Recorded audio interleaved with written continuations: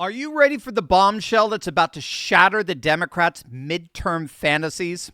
The numbers don't lie, and they are absolutely devastating for the woke left. What we're witnessing isn't just a political shift. It is the complete collapse of Democrat hopes to retake the House of Representatives, not just for 2026, but for literally the foreseeable future. And the data is so shocking, it's going to leave you speechless.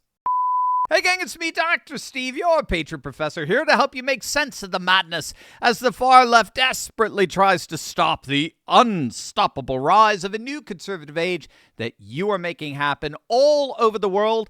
So if you want a front row seat on how you're changing the world in ways you never even imagined, make sure to smack that bell and subscribe button. The legacy media is beginning to absolutely panic. I'm talking openly, publicly panicking. They're seeing the numbers, the data, and they're starting to realize to their horror that things may have indeed already slipped away for the Democrats. 2026 is going to be a woke left nightmare. Let's start with the latest generic ballot polling. Now, this is the RCP average, okay? That stands for Real Clear Politics Polling Average. This is all the generic ballots. So this is all the polling, the good, the bad, the ugly, that asks respondents if they plan to be voting Democrat or Republican. All averaged together. You take the generic ballot polling average back in October of 2017, a full year before Trump's first midterm election. So we're using this by comparison. Democrats were cruising with a 9.2 point lead in the generic ballot. Okay, that massive advantage stayed consistent all throughout 2018, ultimately delivering them 40 seats and control of the House. Then take a look at October 18th of 2021. So that's a year out from the 2022 midterms when the Democrats would end up losing control of the House to the GOP. At that same time, a year out, the Democrats fell to a lead of just 2.3%. Now, that's key, by the way, because, and we talk a lot about this on this channel, so make sure to smack that bell and subscribe button. The Democrats get so much of their national polling leads from concentrated areas like New York and LA and Chicago and Boston and the like, because they get so much of their support regionally concentrated.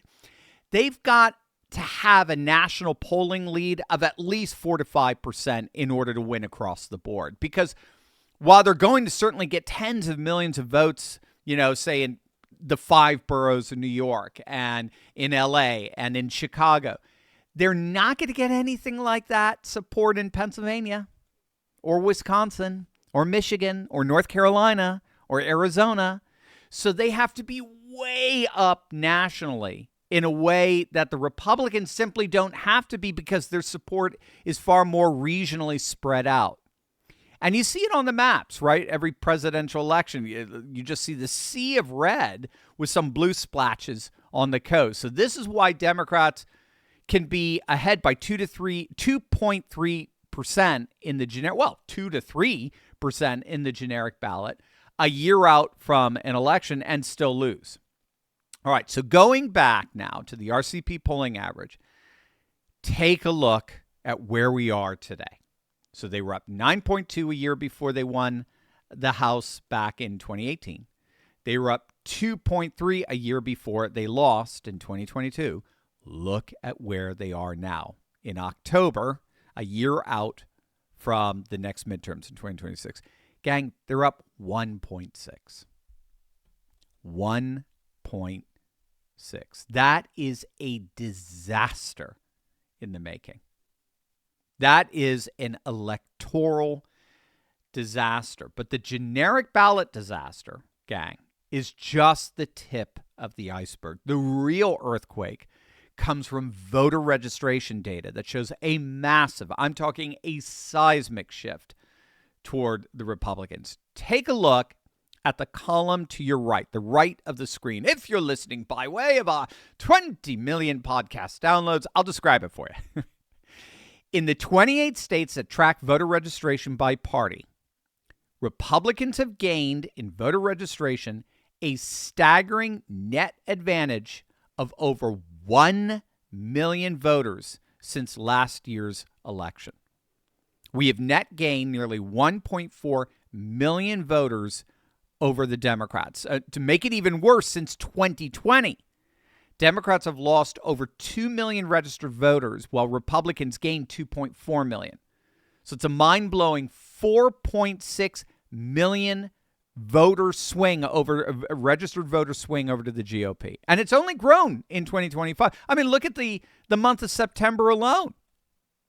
Just last month, Republicans gained nearly 30,000 voters nationally, while the Democrats lost over 55,000. People were leaving the Democrats. They're hemorrhaging voters.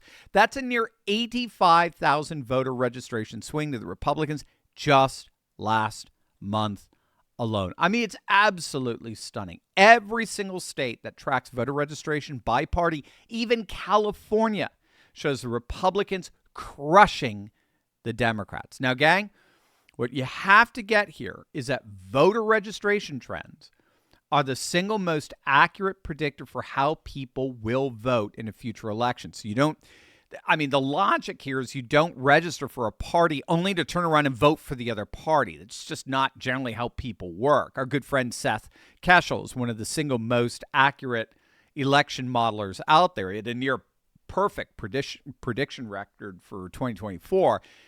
He only uses voter registration models. That's it.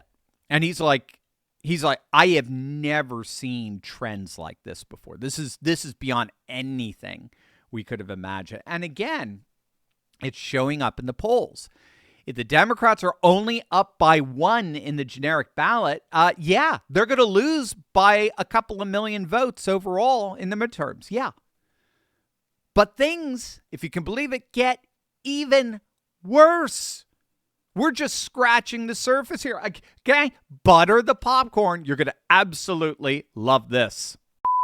Hey gang, you asked for more, so here it is. I'm pulling back the curtain and inviting you into my world. Turley Walks is officially live. Every week, I'm dropping unfiltered insights and exclusive behind-the-scenes moments just for you. New episodes go live every Thursday only on our Patriot portal. This isn't my usual uncensored Monday night Q&A where I do a deep dive with my Turley troublemakers. Turley Walks is unscripted, raw, and packed with personal insights that you won't get anywhere else. It's available exclusively for members of the Courageous Patriot Club. Head on over to turley.pub/club or scan the QR code to join us and unlock access to all the exclusive content. Let's dive in together. We've got 2 canaries in the coal mine right now. The warning signs are flashing in what should be otherwise very, very safe Democrat territories. In Virginia, which started as a commanding lead for Democrat Abigail Spanberger, has collapsed to a virtual dead heat. The Trafalgar Group poll shows Spanberger leading Republican Winsome Sears by just 2.5 points, well within the margin of error. And in New Jersey, it's even more shocking. The Democrat Mikey Sherrill is struggling against Republican Jack Ciattarelli. In Jersey, Democrat insiders are openly expressing panic about low enthusiasm among Black and Hispanic voters, with some party leaders warning that traditional Democrat constituencies may not be turning out for this election.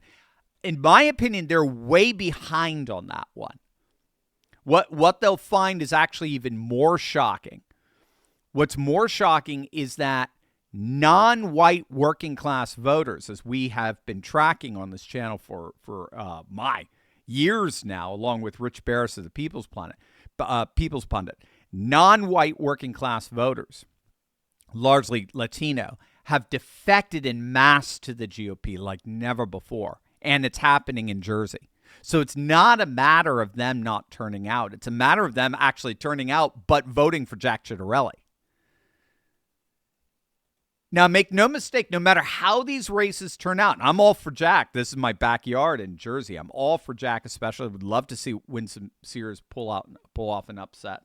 And definitely I would love to see Jay Jones crushed down in Virginia. Regardless, however, of how they turn it, the very fact, These races should not even be remotely close in an off-year election with a Republican in the White House.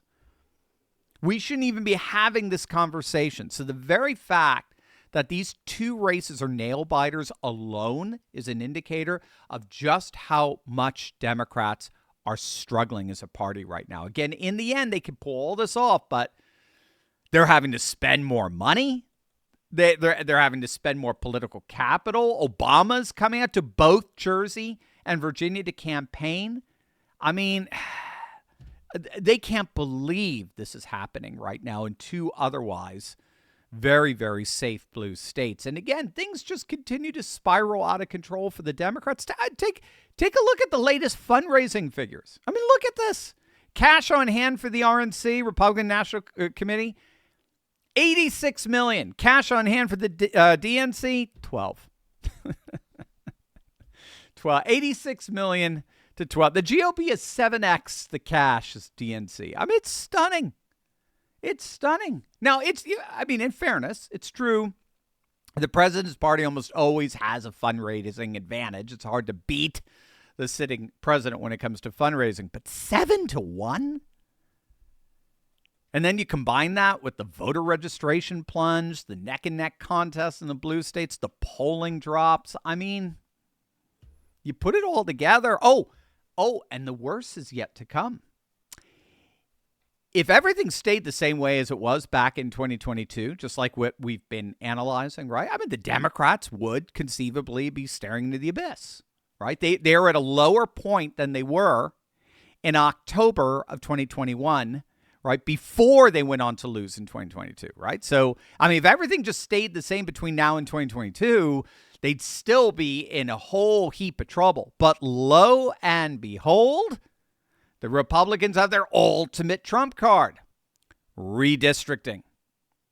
Republicans just picked up a brand new seat in North Carolina. Don't know if you heard about this. Just in the last 24 hours, North Carolina is redrawing their congressional map, along with the 5 new seats already locked in with Texas and the new seats secured by Missouri. Ohio is coming in with 2 to 3. Florida, number 3 to 4. Indiana is going to give us 1. So this is all giving the GOP altogether a net pickup, assuming California's Proposition 50 will pass and redraw another 5 Democrat seats. We're looking at a net pickup of around 7, 12 altogether, and about 7 if California passes GOP. Now, if that's the case, if the GOP are getting a net pickup of 7 with the redistricting, they're at a lock at 2018 in the House. The Cook Political Report already has them at a safe 211 GOP seats. A net pickup of 7 gives them automatically, without having to flip a single swing seat, 2018 in solid red districts, which is exactly what you need for the congressional majority. And lo and behold, the real game changer, what the Democrats are really panicking over, could come from none other than the Supreme Court in just the next few weeks. In Louisiana versus Calais case, just argued last week, we've been talking about it. The conservative majority appears ready to strike down Section 2 of the VRA, the Voting Rights Act. And if that happens, Republicans could eliminate up to 19 Democrat seats across the South, and which, of course, means they get to pick up an additional 19. You add that to the net 7, and we're talking add 26 seats to the 211 they already got locked up, according to the Cook Political Report. I mean, gang, even the New York Times is admitting if that happens, it's over. It's done. It's done. The Democrats will literally never, possibly in our lifetimes, never, possibly, you get hyperbole there. But Democrats are not coming back to congressional power anytime soon. They will have been more or less permanently barred from the House for the foreseeable future until there's an entirely different new political paradigm shift, which we haven't seen in about 100 years since FDR. What we're witnessing here is the convergence of multiple devastating trends for Democrats. Their generic ballot advantage has completely been evaporated. Voter registration swung massively toward Republicans all across the country. Traditional Democrat strongholds like Virginia and New Jersey are both in play as we speak. And the Supreme Court may hand Republicans the ability to redraw the electoral map at will in such a way that the Democrats will be permanently locked out of power. The data doesn't lie. And right now, it's telling the story of an incoming Republican tsunami that will leave Democrats wondering what hit them. I mean, the only question isn't whether Republicans will hold the House. It's now by how much they'll expand the majority. At this point, right, the numbers don't lie. The red wave isn't coming. It's already here. And Democrats are about to get swept away by forces they never saw coming.